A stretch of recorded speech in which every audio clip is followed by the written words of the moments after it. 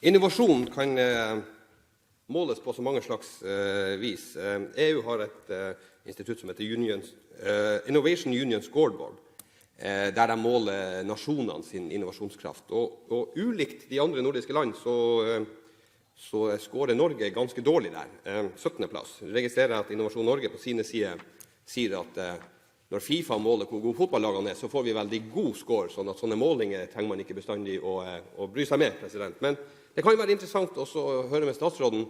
I denne meldingen, hvilke ting vil du vektlegge i denne meldingen som du tror, hvis du skal spå, vil løfte Norge sin ranking på Innovation Union Scoreboard? Altså, hva vil styrke innovasjonskraften vår i denne meldingen? Statsråd Giske. Vi holder jo et ganske høyt støttenivå når det gjelder offentlig innsats til innovasjon. Det er få land som har et så utbygd statlig system for å gi penger til næringslivet, og ideelt sett så skulle kanskje også næringslivet ha klart seg med egen kraft, men vi vet at et samspill mellom det offentlige og private gir større resultater. Så hvis jeg skal si hva jeg tror denne meldingen aller mest fører til, så tror jeg det er at vi bruker pengene bedre.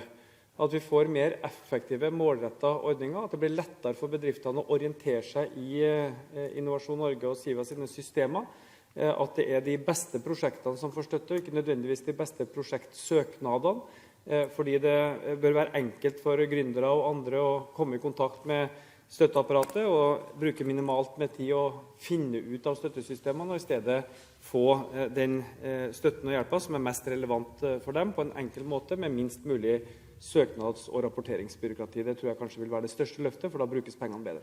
Representanten Bakke-Jensen til oppfølging. Takk skal du ha, president. Det var jo i utgangspunkt musikk i ørene til en. Så få skyte inn at det er mellom hvor mye penger man henter inn fra bedriftene i forhold til hvor mye det offentlige må levere tilbake, sånn at det er en sak. I meldingen så ser man også for seg at man skal styrke Innovasjon Norge sin rolle som politisk rådgiver for regjeringen.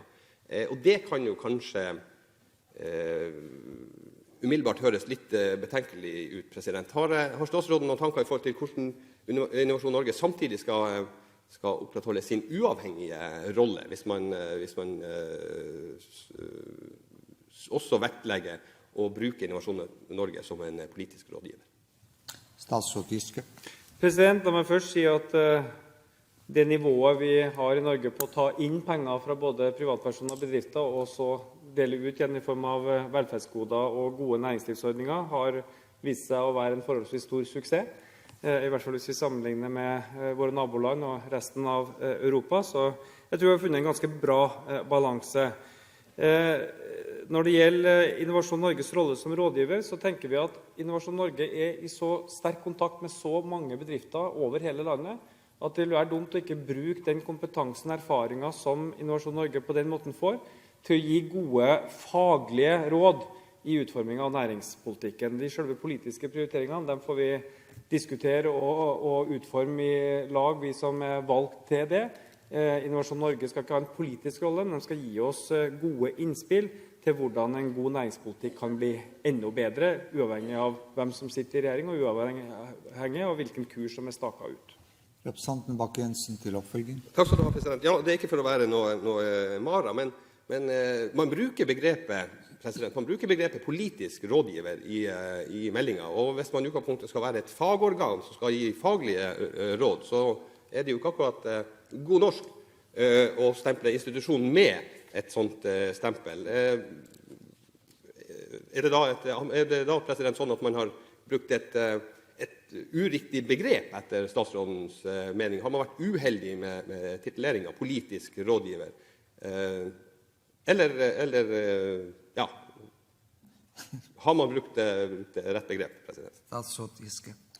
Nå har ikke jeg alle detaljene i meldingen foran meg her, men jeg tror det står næringspolitisk rådgiver, at man skal bruke den kompetansen som Innovasjon Norge har, til å gi gode råd i utformingen av næringspolitikken. Og råd kan som kjent bestå i mange ting. Det kan bestå av innspill til skjønnsvurdering eller politisk retning. Det tror jeg vil i mindre grad være Innovasjon Norges rolle. Eller det kan være faglige råd basert på den erfaringen og kunnskapen som Innovasjon Norge får gjennom kontakten med tusenvis av bedrifter over hele landet. Det også råd inn i en næringspolitisk sammenheng som vi har nytte av, og jeg tror det en uutnyttet ressurs i de innspillene. Så må vi som politikere både i departementet og det er helt overbevist om at vi skal klare det.